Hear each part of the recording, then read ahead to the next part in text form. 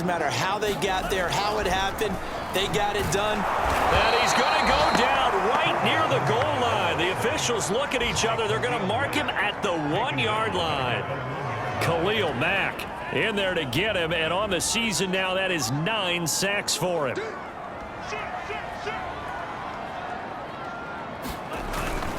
On second down now, it's Harris. And once again, he's going to be stopped up behind the line. Second straight play. Shades of the 85 Bear defense a little bit.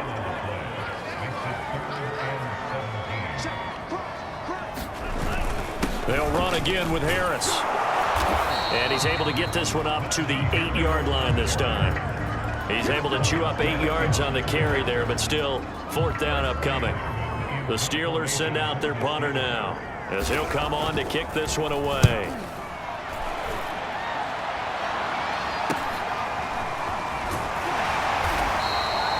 It's a return of 4 following a 42-yard punt, and it'll be a short field for the Bears as they take over 1st and 10. Another drive coming up for this Chicago offense. And this offense last time turned it over, went for it on 4th, didn't get it. They're lucky, though, because no points against the team on the board, but we'll see how they respond. Yeah, they've got to get a lot of credit to their defensive teammates, don't they? They had their backs on that last series, and because they did so, that allows the coach to still stay aggressive on offense and maybe go for it again in a similar situation. I was going to say, maybe makes that offense feel good, but when you know you've got a defense making stands like that. Yeah, that'll loosen up things a little bit, won't it? Maybe you'll play a little bit better the next time you have the ball. So here's a 1st and 10 at the 38. From the gun, here's Fields. Over the middle, and that's caught by Kmet.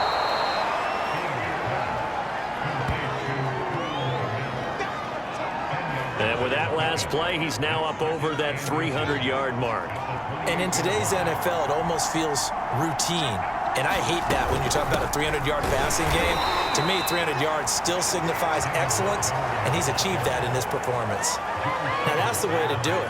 Hand it to someone with vision and good footwork, and add a little bit of power, and you find a way to pick up first downs. The drive continues as they search for a tying touchdown. Here's 1st and 10. On the carry, it's Montgomery. And he can only manage to get a couple. 2nd and 8 coming up. You know that old expression, it's not my night?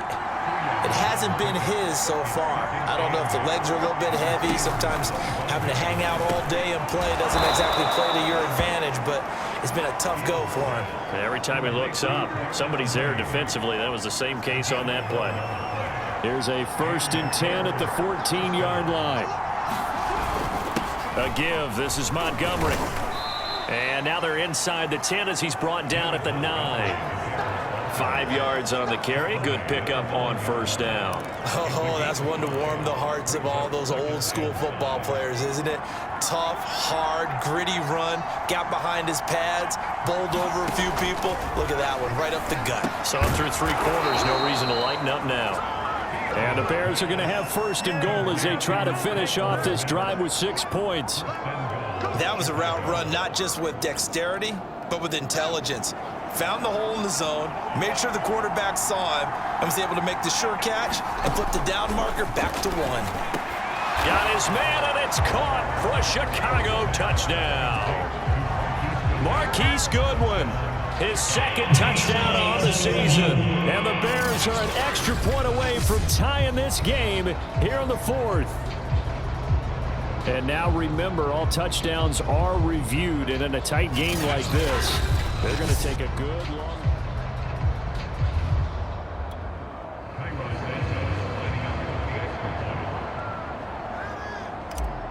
So they called it a touchdown originally, and this will stay a touchdown after the video review, so they had it right. Don't forget the extra point. It's up and good, and we are tied here in the 4th quarter. Set to go now with the kickoff. These two teams all even again as we continue in this wild 4th quarter. And he'll just sit on this one as their drive will start at the 25. Pittsburgh offense making their way back out. Well, they just gave up the score to tie it. That's the bad news. The good news, plenty of time in this 4th quarter to try to grab that lead back. And he'll take this ahead for about 4. Second down coming up. Well, you don't turn your nose up at a gain of 4, do you? They'll take that on first down. Playbook's got to be pretty well open on 2nd and 6. Now Tua on the bootleg here. And his throw's going to be incomplete. I didn't like the look of that play right from the beginning. I thought he should have seen the coverage that was there, tried to force it in. That one, he's fortunate, just fell incomplete. Throwing is Tagovailoa on 3rd down here. Here's Johnson with a reception. And they get him down, but not before he takes it across the 40-yard line.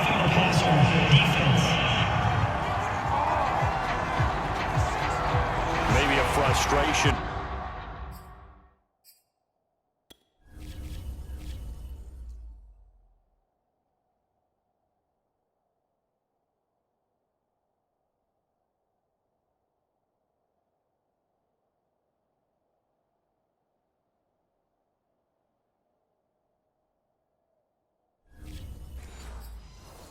Penalty there because he's picked them apart. They've tried their best to get to him and haven't done it successfully. A penalty as a result of that hit there. Tua now on 1st down. He gets it left side to Johnson. And he is out of bounds, but not before he's inside the 30. And partner, in a tie game in the 4th quarter, you and I both know in the NFL, that's when you lean on your stars. And he came through with a nice catch right there. Tua now on 1st down. He'll find Smith-Schuster. That's complete. And this will leave him a yard short. Nice pickup of 9 yards on 1st down.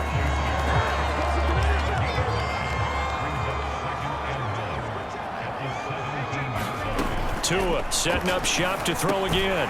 Firing quickly here, and that's complete. And the Steelers are going to be set up with a 1st and goal here as the tackle made at the 9. Field goal could get him the lead, but it might not be enough here as they come up on 1st and goal. On the give, this is Harris. And he'll take this from the 9 down to about the 7. Getting down to the good stuff. All tied with 2 minutes remaining on EA Sports. So the Steelers with the football as we get you reset.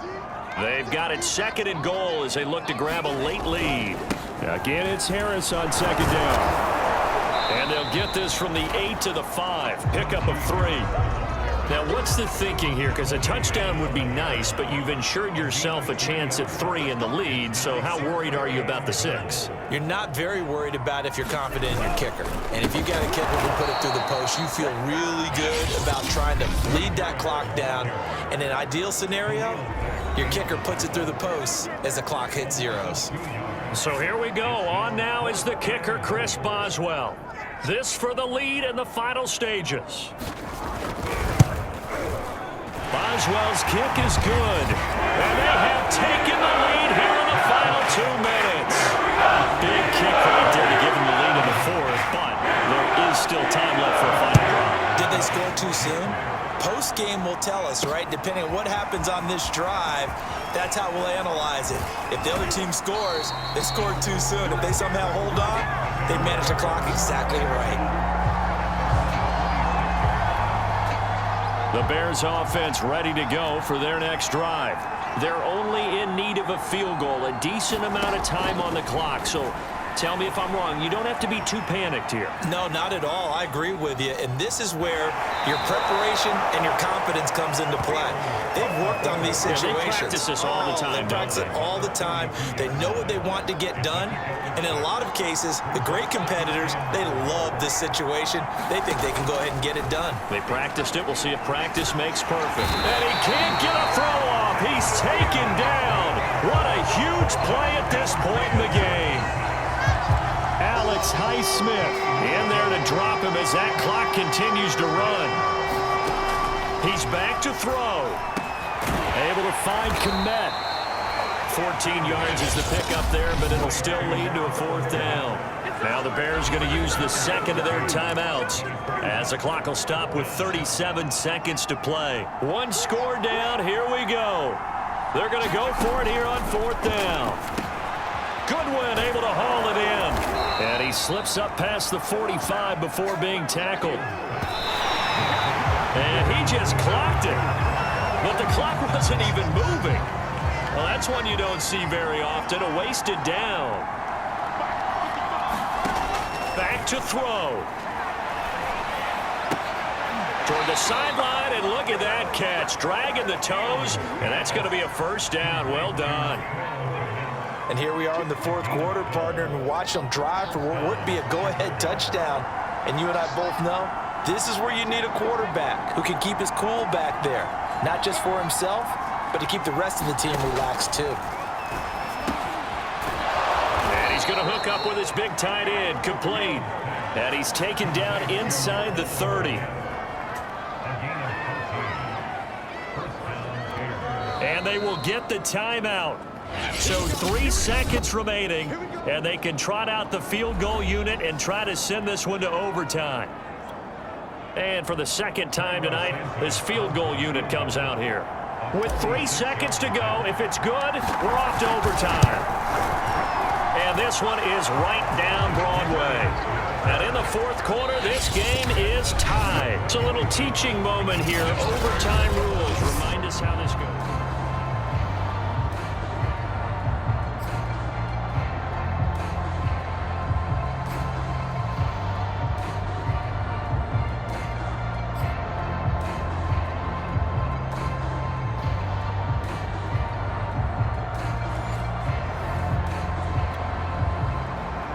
So a tie ball game here as the kick's away. Taking it about the 1. And they'll get him down inside the 30 at the 27.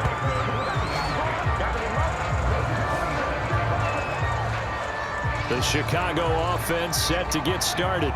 The situation is simple. It is sudden death from here on out. We had 2 stops defensively.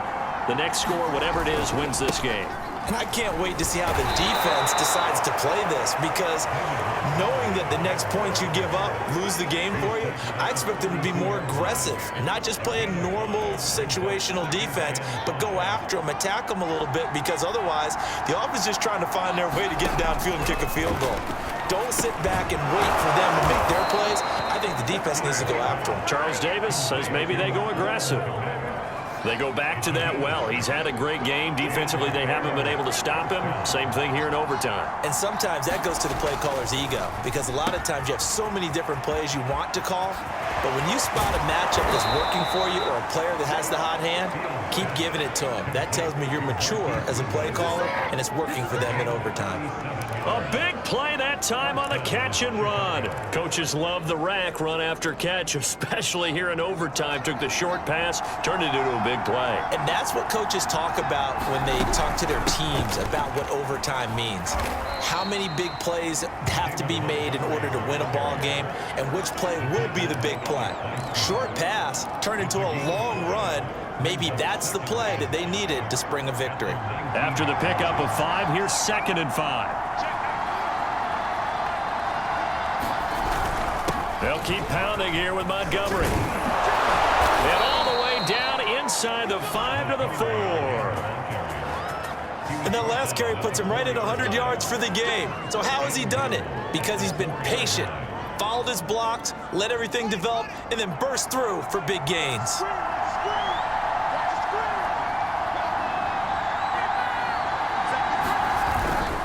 They'll run with Montgomery. And he's into the end zone for the touchdown and the game winner in OT. As the fans exit back out through the turnstiles, not happy looks on their faces. Feel like they probably let this one slip away at home in overtime. I would agree with that, and their unhappiness hurts the guys at the concession stands on the way out, right? Not stopping to buy something for the kids. They just want to get home. But what a dramatic way to finish this bad boy off. I mean, this game was dramatic all the way through. That's why we got to overtime. And then to go ahead and finish it this way, the fans streaming out unhappy.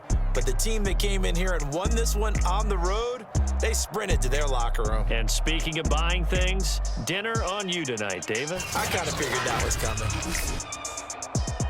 So for the Bears, the win will help them keep pace in the playoff race as they move to 6-3 on the year. And they'll be able to enjoy this one through the bye week before they get back at it again. Meanwhile, for the Steelers,